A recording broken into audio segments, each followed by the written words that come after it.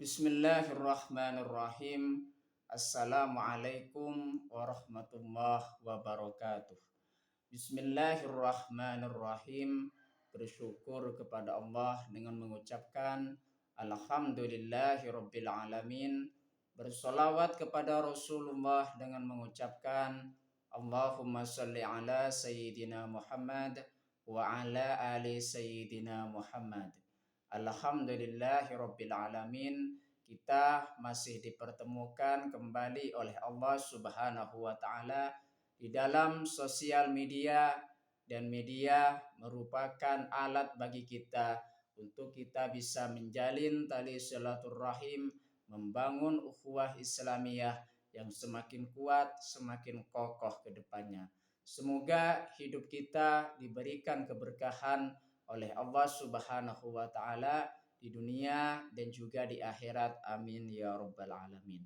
Para sahabat-sahabat saya yang saya hormati, yang saya juga ta'zimi, pada kesempatan kali ini topik yang akan saya bahas yaitu sebagian dari Asmaul Husna yang judulnya Al-Ba'its. Jadi pembahasan kita, topik kita pada kali ini yaitu Al-Ba'its.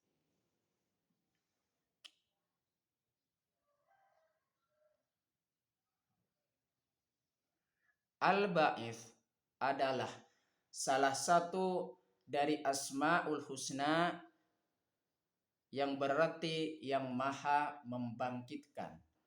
Jadi makna dari Al-Ba'its di situ ialah yang maha membangkitkan. Ini menunjukkan kekuasaan Allah Subhanahu wa taala dalam menghidupkan kembali makhluk yang telah mati, terutama pada hari kiamat. Jadi setiap manusia di situ bakalan mengalami yang namanya kematian. Setiap makhluk yang bernafas pasti akan mengalami kematian. Dan nantinya setelah kematian tersebut, maka Allah Subhanahu wa taala di situ akan membangkitkan setiap makhluk yang sudah mati, dibangkitkan lagi oleh Allah Subhanahu wa taala dengan kehendaknya. Oleh sebab itu, maka Allah Subhanahu wa taala di situ memiliki sifat Al-Ba'its yang maha membangkitkan. Berikut adalah beberapa poin penting terkait Al-Ba'its.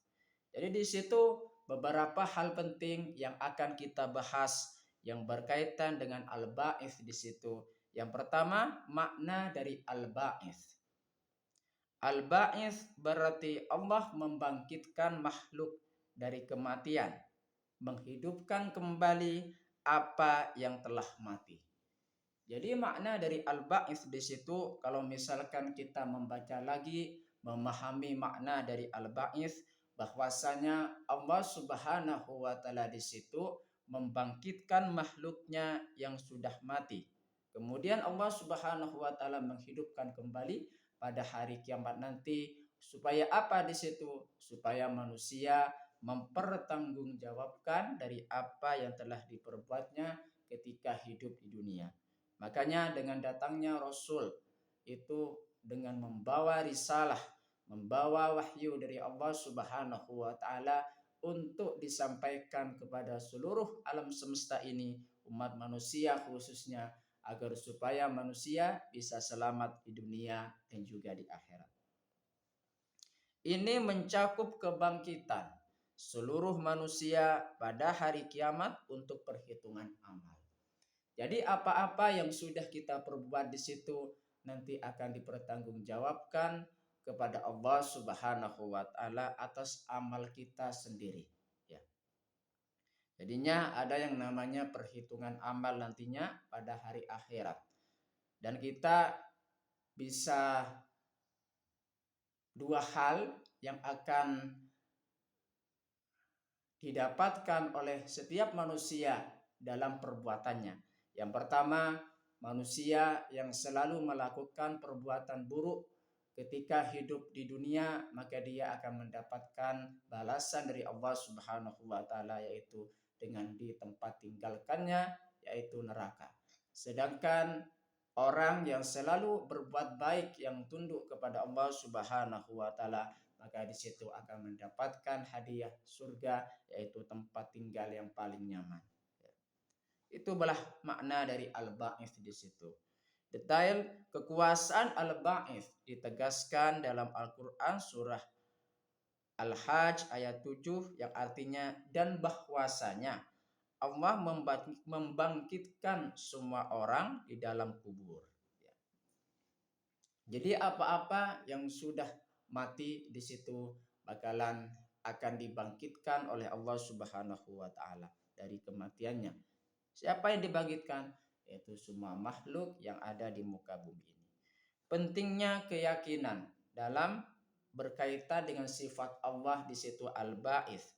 Meyakini sifat al-ba'its mendorong seorang hamba untuk beriman pada hari kebangkitan dan mempersiapkan diri untuk pertanggungjawaban di akhirat.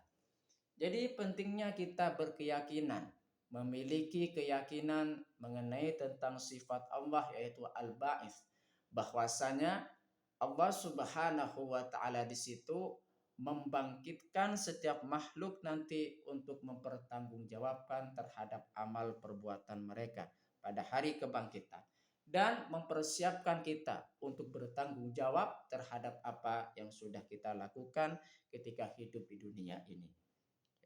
Implikasi dalam kehidupan. Bagaimana implikasi itu dalam kehidupan kalau misalkan kita memahami makna al-ba'its? Keyakinan pada al-ba'its dapat memotivasi seseorang untuk berbuat baik. Jikalau setiap manusia di situ bakalan mempertanggungjawabkan terhadap apa yang sudah dilakukannya ketika hidup di dunia, maka kita berusaha menjadi pribadi yang lebih baik, menjaga hubungan kita supaya semakin dekat kepada Allah Subhanahu wa taala dan juga Rasulnya, dan menjaga hubungan kita dengan manusia.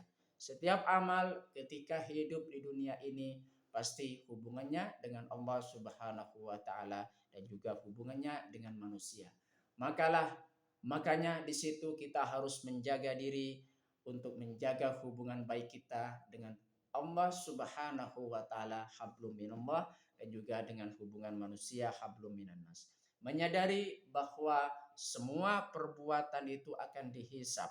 Ini juga bisa membangkitkan semangat hidup dan kebaikan pada diri sendiri dan orang lain. Jadi nanti setiap perbuatan yang kita lakukan di situ akan dihisab, dihitung oleh Allah Subhanahu wa taala. Perbedaan dengan penciptaan. Meskipun Allah juga menciptakan al-ba'its secara khusus untuk menunjuk pada tindakan Allah menghidupkan kembali setelah kematian mereka, yaitu makhluknya. Jadi perbedaan al-ba'its dengan penciptaan apa di situ? Kalau penciptaan di situ yang menciptakan semua makhluk di situ Allah Subhanahu wa taala pada proses awalnya penciptaan manusia. Penciptaan makhluk Allah Subhanahu wa taala.